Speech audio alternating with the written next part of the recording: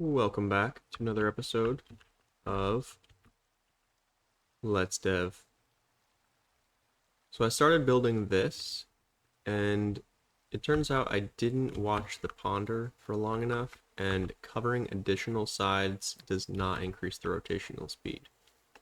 So basically all this is the equivalent of just putting it at the bottom, like I had before. But it looks marginally cooler, so I'm gonna keep it. Pretty much just waiting for some stone to smelt. I think the best thing about having a roof is no more rain. It's just the most annoying thing. So I did find enough gold in the nether to properly upgrade my furnaces and stuff, so I think I'm going to maybe do a half stack for now. Just gonna do it in this one.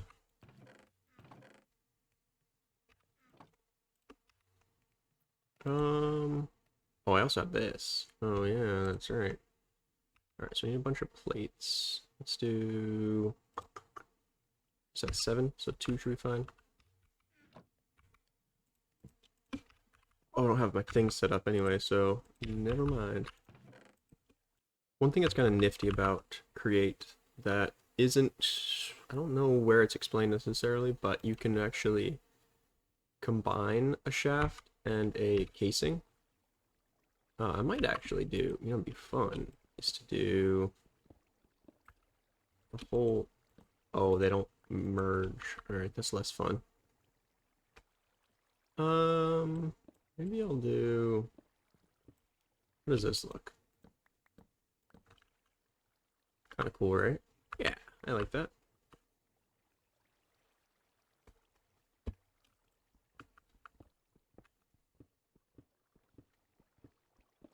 So it's important to note that it doesn't actually consume the casing. It's just kind of like a skin.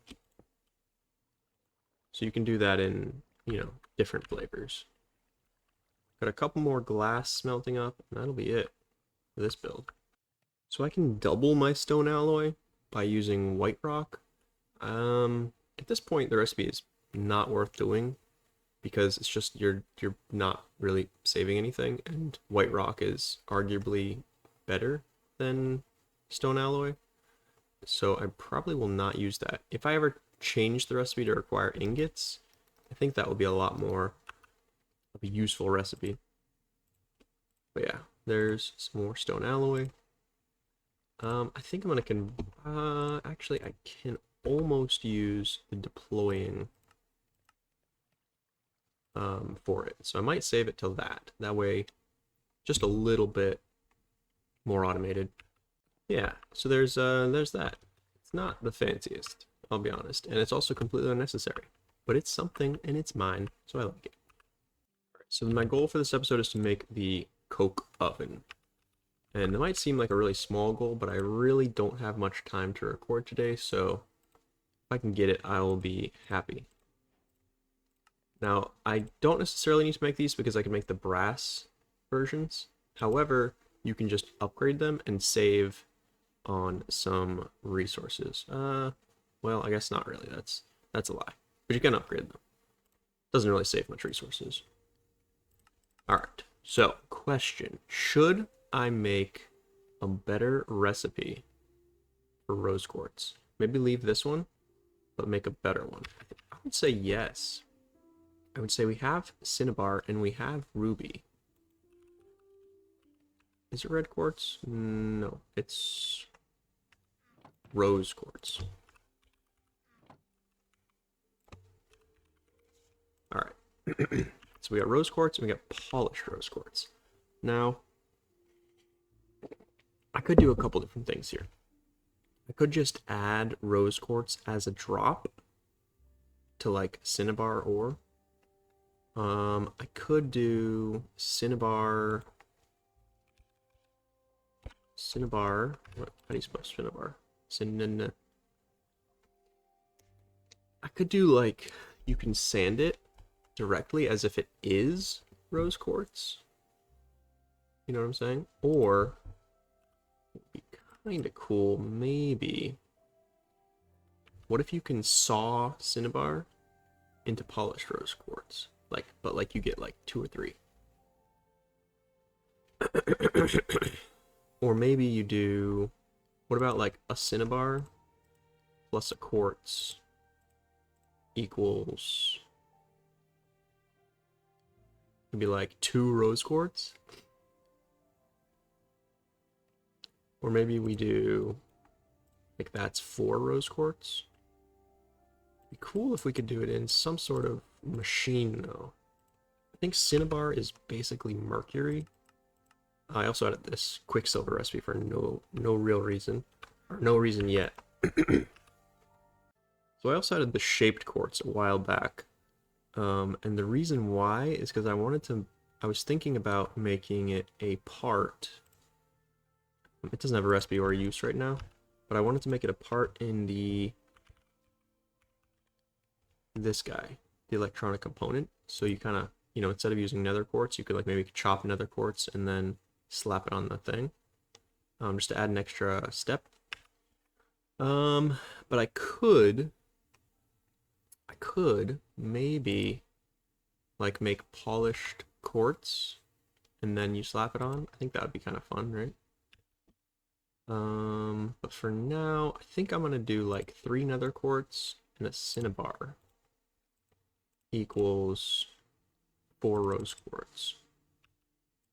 That seems fun. Okay, so there's a couple different ways you can do this. But we're gonna do, let's see. Let me get this kind of ready to go. All right, so I want this to be a shapeless recipe. And I want it to be an additional recipe. So I'm not going to be removing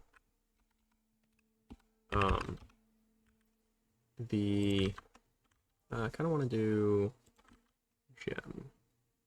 Yeah, so the item or the input goes inside the bracket here. And then the output goes, so these brackets make an array. So I do 3x quartz. I wonder if there's a way I can make this bigger, because I've noticed, at least watching on the phone, it's like impossible to see to read what I'm typing. And then I want to make rose quartz. So I think, let me just make one normally here. That way I can, just have it. So we'll grab one of these. We'll add it here. So this first item is the output. Now we make sure that the name is unique. Rose quartz. So we're going to say rose quartz with cinnabar. Okay.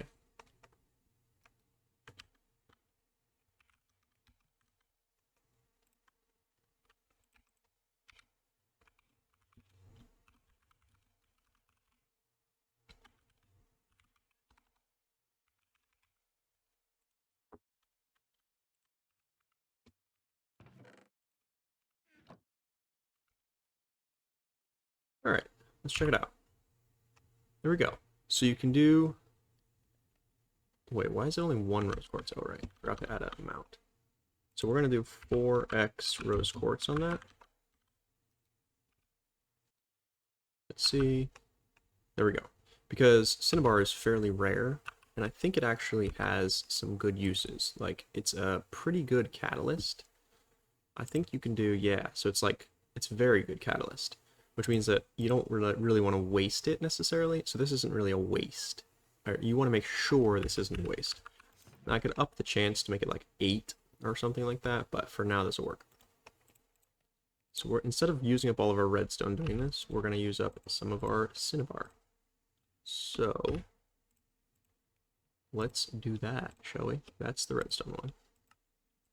Okay, so there we go. 21 rose quartz. We're going to make some sandpaper. I think we might be able to make the diamond sandpaper. Yes, we could. Yeah.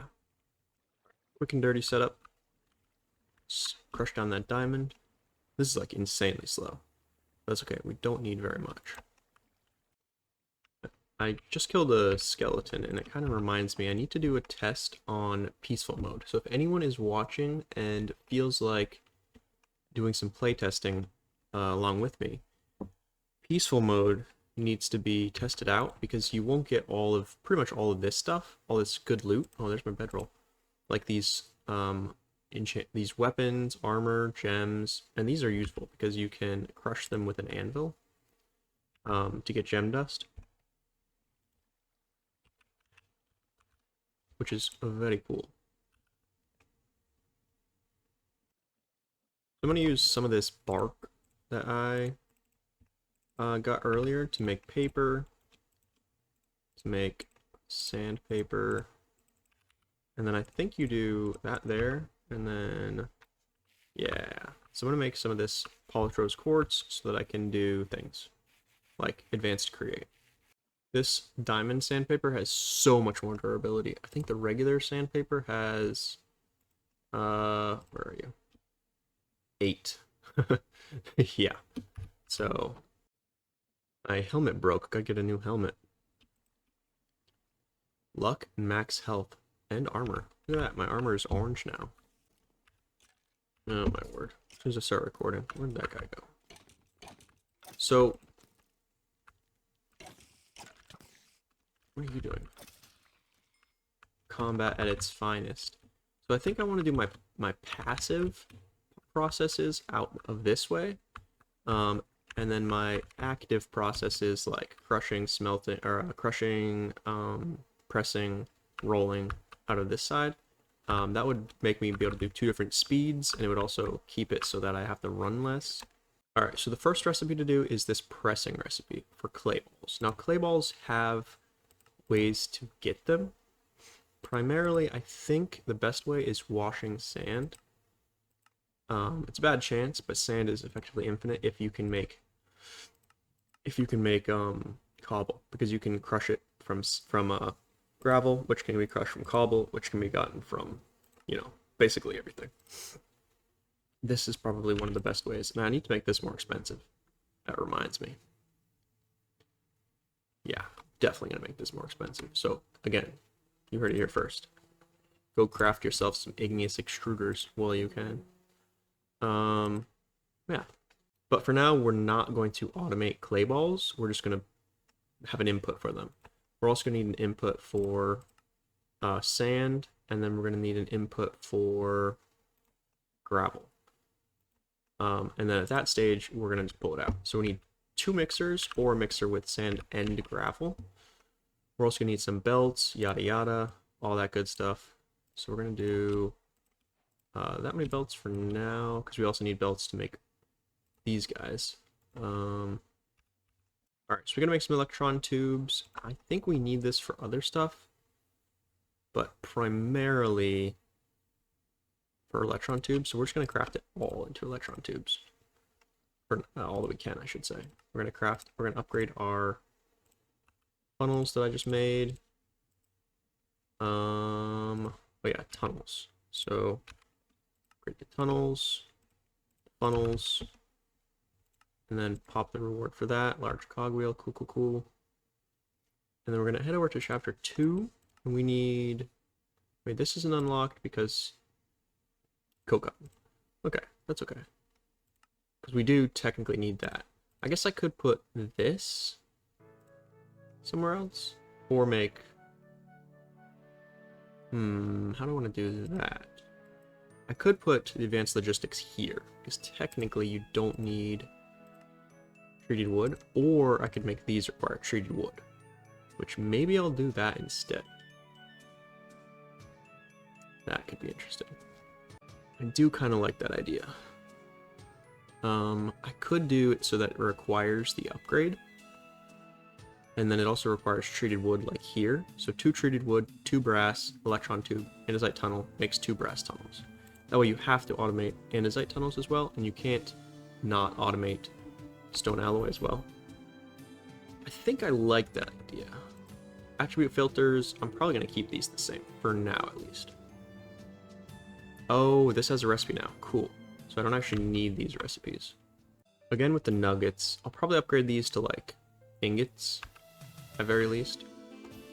Alright, so I'm not going to do the treated wood thing just yet. I might, but I'm definitely going to think about it a little bit more, because that is, I feel like, potentially an annoying change. We've got 3,000 stress units, which is ridiculous at this stage, I feel like.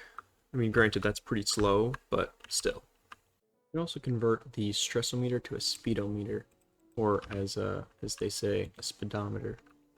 So 16 RPM is not great, but it is a lot better than 4. So, you know.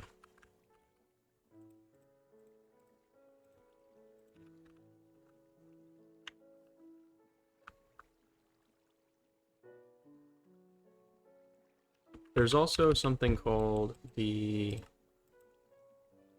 rotational speed controller. This is amazing. It basically allows you to just configure your speed as needed instead of having to mess with gear ratios and stuff. So I might do one more gear because I don't want to do like into the ground. Let's check the speed on this guy. Should be what? 32? 64? No. Oh, right. Interesting. Oh, wait, that's... Oh, right, because I had a gear here. Okay, never mind. Boom. Step 1. So for now, I think this will work. Let me just get some clay and test it out. I should be able to replace this. Okay, yeah, that looks really bad, but, it works. Okay, so I think I want to do a belt. I'm definitely going to want a belt. So let's get rid of this. I'm also going to use mostly barrels for now. Okay, so if you haven't seen how belts work, they're pretty cool. You basically just do like a shaft there. We're also going to do we're going to say the clay comes like this. We're going to just bust this for now. Whoops. Ooh, cool. Get rid of that, and you got this. So for now, we're just going to say the belt goes like that. We're going to say the funnel goes there. We're going to say the clay goes in there. Now, as soon as it starts turning, we're going to make sure it turns the right way. Then it will start doing its thing. Now, I kind of want it all to be connected to the fast. So maybe what I'll do is get rid of this, get my cogwheel going this way. Oh, right, that's right.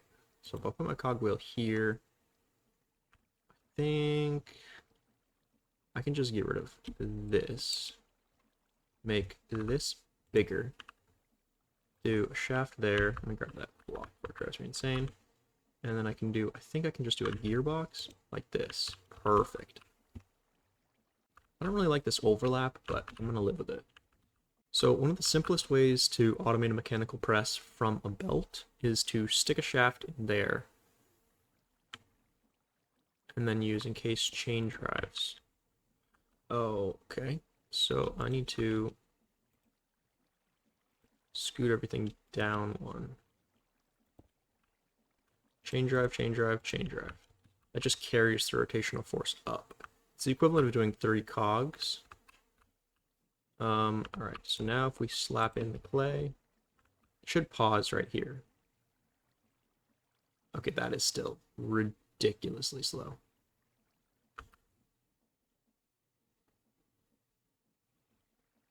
Okay.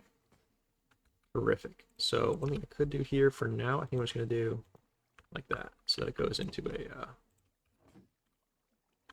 chest, or barrel in this case. So what I'm going to do here is grab my adjustable chain gear shift and a lever. I'm going to speed this bad boy up. Now, I'm not going to speed up the whole thing, but I believe if I put the lever here, the whole thing speeds up. Yes. Because this is the input. If I put it here, I think it would slow it. Let's see. That should go about twice as fast now.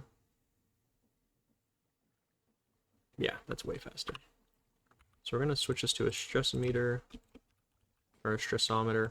This here, 8%, not bad. Unfortunately, I'm getting really close to time for today. We'll see if we can set up the last bit. At very least, temporarily get it set up.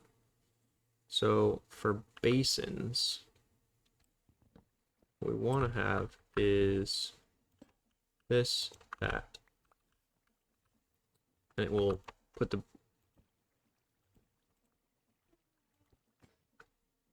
these in there. All right, so the mixer didn't have enough speed. So we're gonna do something about that. So the solution was just to add an extra layer of gear to this. So it's 32 instead of 16. So we go from uber slow to moderately fast. All right, so this is as far as we're going to get, is manually crafting the bricks. Oh, that's right. I forgot about that. So I'm going to have to do them sequentially. At least if I have the belt here. I can also just whack this so it doesn't automatically output. Because it will do it in sequence. So it'll turn all the clay bricks into sandy bricks, the sandy bricks into sturdy bricks, or no, sorry. What's the next one? Alright, so I've got some sturdy bricks, and that's going to be it for today. Till the next time.